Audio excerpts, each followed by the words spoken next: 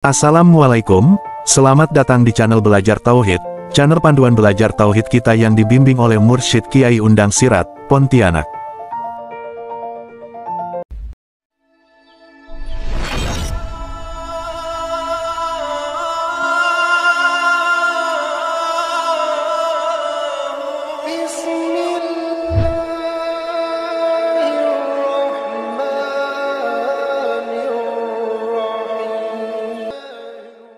Mukadimah. Dengan iringan rasa syukur kehadirat Allah Subhanahu wa Ta'ala, yang dengan limpahan rahmat taufik dan hidayahnya semata, alhamdulillah dapatlah kami menyelesaikan penyusunan buku Makrifat Ahlullah ini. Buku ini sengaja kami beri judul Makrifat Ahlullah, karena di dalam beribadah diwajibkan mengenal Allah.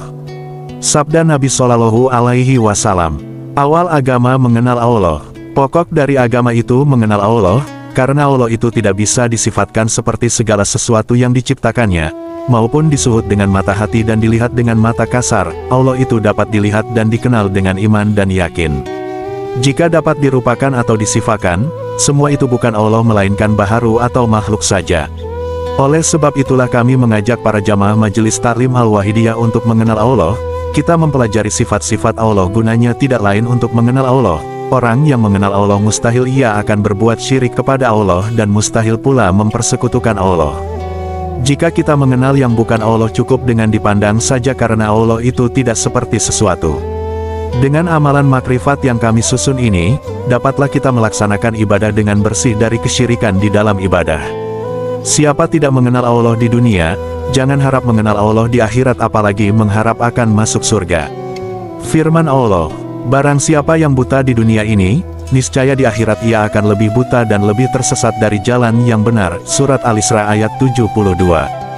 Barang siapa tidak melihat Allah di dunia maka tidak melihat Allah pula di akhirat, dan orang yang gelap jauh dari sebenarnya. Kita hidup di dunia ini karena Allah, yang lemah imannya di dunia sulit hidupnya di dunia dan di akhirat. Mudah-mudahan susunan yang diringkas ini dapat bermanfaat bagi kita semua. Amin. Pontianak, Agustus tahun 1999. Penyusun Kiai Undang Sirat. Komentar admin. Kitab Makrifat Ahlullah ditulis dan disusun sendiri oleh guru kami Kiai Haji Undang Sirat selama kurang lebih 1 tahun. Kitab ringkas ini berisi hal-hal yang perlu diketahui mengenai prinsip-prinsip dan kaidah-kaidah dasar tauhid yang ada di dalam pembahasan ilmu dan amal ibadah agama Islam. Penyalin dan pengetik asli naskah ini adalah Mas Joko Santoso, salah seorang murid senior di Majelis Taklim Al-Wahidiyah Pontianak. Beliau juga termasuk salah seorang murid Abah Sirat yang paling lengkap mendokumentasikan tausiah Abah Sirat, baik dalam bentuk tertulis, rekaman audio, maupun video. Semoga bermanfaat bagi kita semua umat Muhammad Rasulullah Shallallahu Alaihi Wasallam akhir zaman. Aminullah.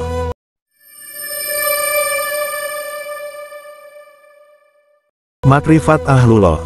Makrifat Ahlullah artinya makrifat ahli Allah. Makrifat Ahlullah mempunyai asal dari Al-Quran dan hadis Nabi Shallallahu Alaihi Wasallam serta ijma ulama. Maka makrifat Ahlullah mengikuti makrifat imam yang 4, dan mereka itu makrifat aulia, dan makrifat aulia mengikuti makrifat sahabat Nabi, dan para sahabat Nabi mengikuti makrifat Nabi Muhammad Shallallahu Alaihi Wasallam. Adapun makrifat Nabi kita bersamaan dengan makrifat Anbiya dan Mursalin terdahulu, dan makrifat ahli langit hingga ke atasnya. Sebelum aku menerangkan tentang amal makrifat, aku dahulukan pemahaman tentang perkataan syariat, tarekat, hakikat, dan makrifat. Syariat artinya kenyataan, yakni sesuatu yang dinyatakan Allah berupa perintah atau amar dan larangan atau nahi yang berlaku pada anggota zahir. Tarekat artinya jalan, yakni jalan yang menyempurnakan syariat, seperti taubat, jihad, tawakal, sabar, ridha, sidik, mahabbah, zikir dan amal lainnya yang terpuji. Tarekat itu berlaku pada hati, dan nyata pada anggota zahir. Hakikat artinya itikat, atau keyakinan yang sebenarnya kepada yang wajib dipercaya, yakni Allah Ta'ala semata-mata. Hakikat berlaku pada hati. Makrifat artinya pengenalan yang sempurna pada Allah Ta'ala, bahwa Allah Ta'ala itu wahdaniyah, atau esa zatnya, esa sifatnya, esa asmanya, esa afalnya. Makrifat berlaku pada sir hati. Keempat jalan inilah yang tidak bisa diceraikan, dan membawa kita sampai kepada Allah. Apabila salah satu di antara jalan yang 4 ini tidak ada, atau tidak dilakukan, tidaklah berhasil amal ibadah kita sempurna kepada Allah. Demikian penjelasan ini untuk dipahami demi keselamatan diri kita di dunia dan di akhirat.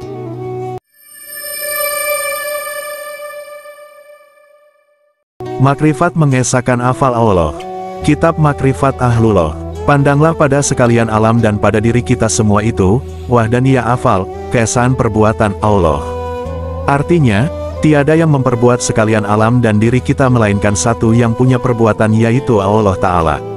Sekalian perbuatan yang berlaku di dalam alam ini ada perbuatan yang baik, seperti iman dan taat, ada juga perbuatan yang jahat, seperti kafir dan maksiat, ada juga perbuatan mubasyarah, yaitu perbuatan yang disertai usaha atau ikhtiar, seperti gerak pena pada seorang yang menulis. Ada juga perbuatan tawalut, yaitu perbuatan yang terjadi dari perbuatan mubasyarah, seperti terjadinya tulisan oleh orang yang menulis. Semua yang ada itu, yang diterangkan di atas sumber perbuatan itu adalah dari perbuatan Allah Ta'ala yang mengadakannya.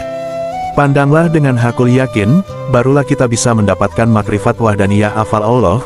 Apabila makrifat wahdaniyah afal Allah tetap kekal, fana, sirnalah akan sekalian makhluk. Kalau sudah fana afal makhluk kepada Allah, lepaslah kita dari syirik khafi atau halus, ujub, ria, sumah dan sebagainya. Inilah orang ahli tauhid yang sebenarnya, mufakat marifatnya dengan Quran dan hadis, serta ijma ulama. Firman Allah, padahal Allah lah yang menciptakan kamu dan apa yang kamu perbuat itu. Surat Syafaat ayat 96.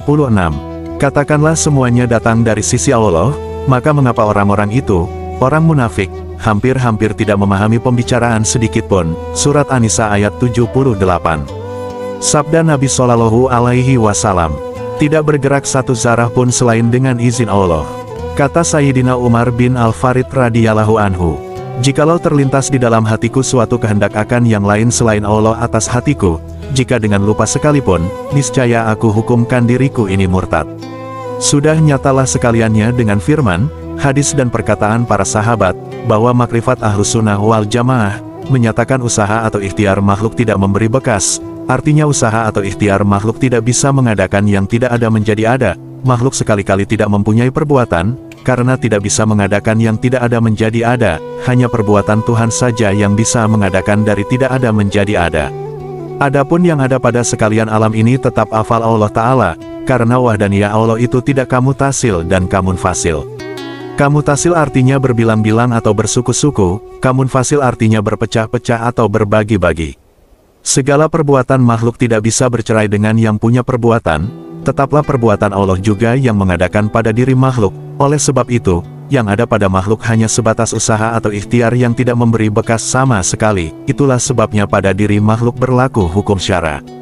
Barang siapa mengusahakan perintah atau amar Allah Ta'ala dibalas dengan surga, sedangkan yang mengusahakan larangan atau nahi Allah Ta'ala dibalas dengan neraka.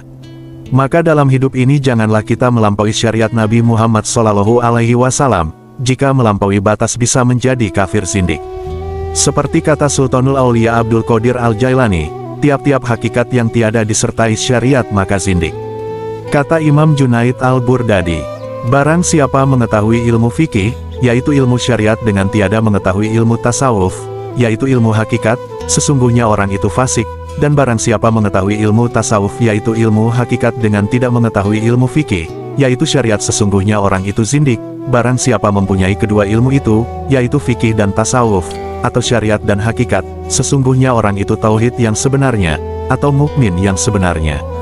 Kata ulama tasawuf, bermula syariat dengan tiada hakikat adalah hampa, dan hakikat dengan tiada syariat adalah batal. Dalam menjalani hidup ini, berpeganglah dengan adab yang sempurna.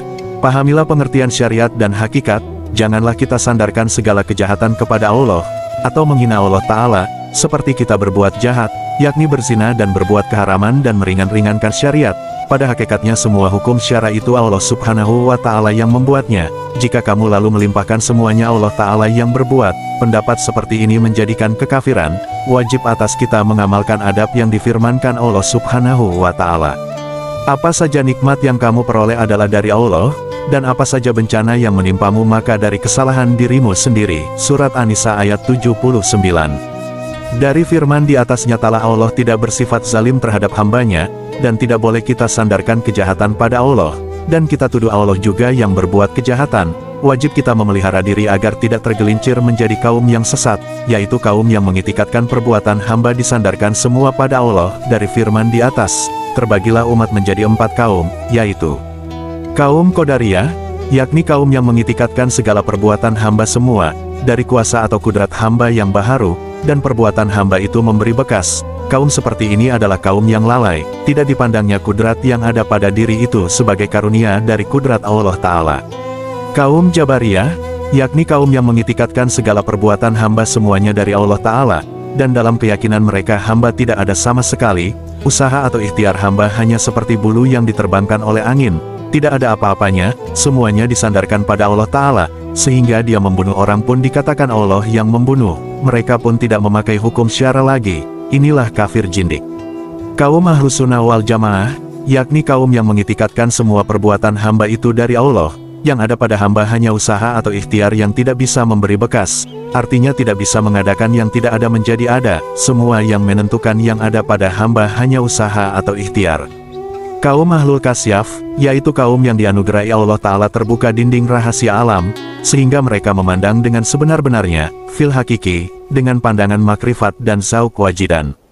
Jika kita senantiasa mengusahakan segala perbuatan yang ada pada sekalian alam, dengan cara yang telah diterangkan di atas hingga fanalah afal makhluk pada Allah Ta'ala, inilah orang ahli tauhid yang sebenarnya, dan memperoleh dua nikmat. Firman Allah Ta'ala, dan bagi orang yang takut akan saat menghadap Tuhannya ada dua surga, Surat Ar-Rahman ayat 46. Surga pertama adalah surga marifatullah pengenalan akan Tuhan di alam dunia, surga kedua adalah surga yang ada di akhirat. Ketahuilah makom atau kedudukan tauhidul afal itu yaitu makam terendah dari segala makam orang arif billah, tetapi dengan makam yang dibawa inilah kita bisa sampai pada makom yang lebih tinggi. Makom inilah yang mula-mula dianugerahkan Allah Ta'ala pada seorang salik dan seorang majadub. Salik artinya, yaitu orang yang bersungguh-sungguh berjuang, dalam ibadah dengan riyado atau pelatihan, dan mujahadah atau kesungguhan, serta mengamalkan segala wirid yang diijazahkan gurunya. Majadub, yaitu orang yang dikaruniai Allah Ta'ala dengan tiba-tiba memperoleh makrifat tauhidul afal, tauhidul asma, tauhidul sifat, dan tauhidul zat, tanpa berbuat ibadah dari petunjuk dan ijazah guru, melainkan semata-mata dari petunjuk Allah Ta'ala. Sementara itu, ada pula orang arif billah, yaitu orang yang mengenal Allah Ta'ala dan mengenali dirinya, dan dapat membedakan antara khalik dan makhluk, sehingga sempurna musyahadahnya atau penyaksiannya pada Allah Ta'ala.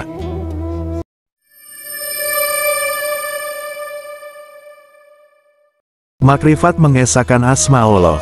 Kitab Makrifat Ahlullah. Pandanglah dengan keyakinan yang putus, bahwa tidak ada sekali-kali pada sekalian alam ini yang mempunyai nama. Pada hakikatnya zat Allah Ta'ala wahdaniyah pada asmanya, artinya esa pada sekalian nama. Segala nama di alam ini merupakan mazhar, artinya kenyataan asma Allah Ta'ala. Tiap-tiap asma ini menentukan yang punya nama, maka pada hakikatnya, tiada yang maujud melainkan Allah Ta'ala sendiri saja. Segala wujud di alam ini khayal dan waham atau ilusi, yang dinisbah atau berdiri pada wujud Allah. Oleh sebab itu kembalilah segala asma, atau nama kepada yang maujud, yaitu Allah Ta'ala. Dalam firman Allah, dan kepunyaan Allah lah timur dan barat, maka kemanapun kamu menghadap disitulah wajah Allah. Surat Al-Baqarah ayat 115. Kemana saja engkau hadapkan wajahmu, hatimu, rohmu, akalmu, di sanalah wujud Allah yang esa pada asmanya.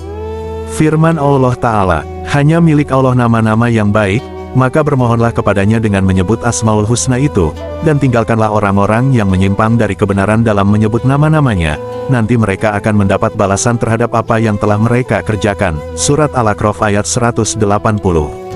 Tetapkan musyahadah, atau pandangan kita pada wahdaniyah, atau keesaan asma Allah, apabila kita melihat seseorang yang pemurah, maka Allah Ta'ala juga yang bernama Rahman. Melihat orang yang kaya, maka Allah jugalah yang bernama Ganiyun. Kalau melihat orang yang membunuh seseorang, Allah Ta'ala juga yang bernama Maitun. Hendaklah kita kiaskan akan yang lainnya, terhimpun sekalian asma Allah Ta'ala dengan dua asma, yaitu jamak, artinya, yang menghimpunkan sekalian mazhar pada asma Allah, dengan cara suhudul kasroh fil wahdah, atau pandang yang banyak pada asmanya, semuanya itu tiada lain asma Allah juga yang ada. Mencegah sekalian mazhar atau kenyataan Allah mempunyai asma yang sebenarnya, melainkan dari Allah Ta'ala juga terbitnya suhudul wahdah fil kasroh, atau pandang yang satu pada yang banyak. Firman Allah Ta'ala, kepunyaannya lah kerajaan langit dan bumi, dan kepada Allah lah dikembalikan segala urusan. Surat Al-Hadid ayat 5. Bagi Allah Ta'ala permulaan segala pekerjaan, dan kepada Allah Ta'ala juga dikembalikan mereka itu. Makam asma ini, makom kedua dari Arif Billah, dan dari makom inilah bisa sampai pada makam yang di atasnya, yang dianugerahkan Allah Ta'ala kepada orang yang salik atau mahmu atau orang yang dimuliakan Allah.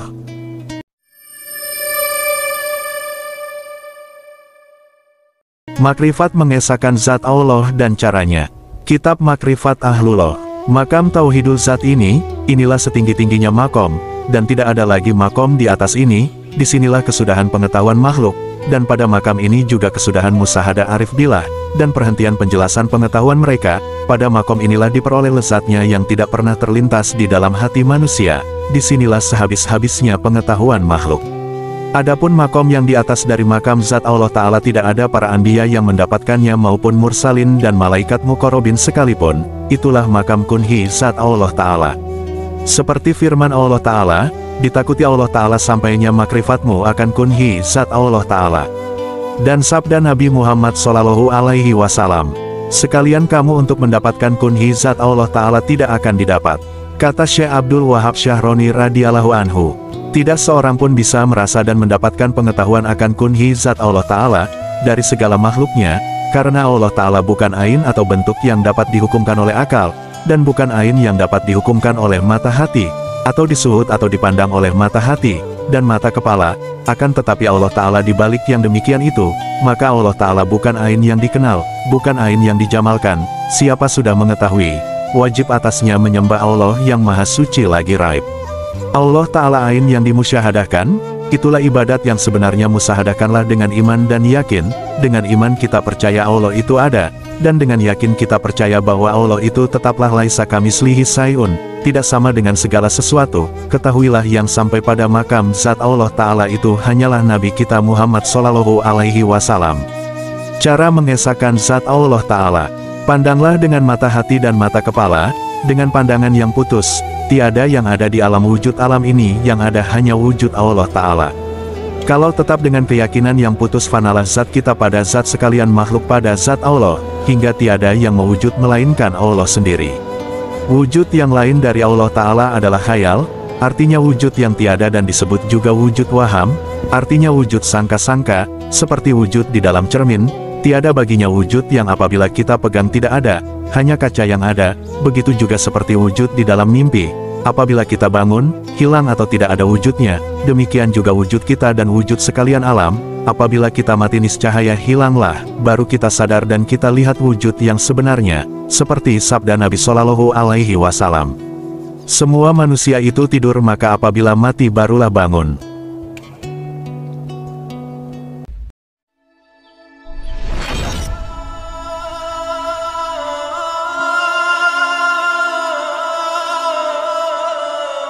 Yes.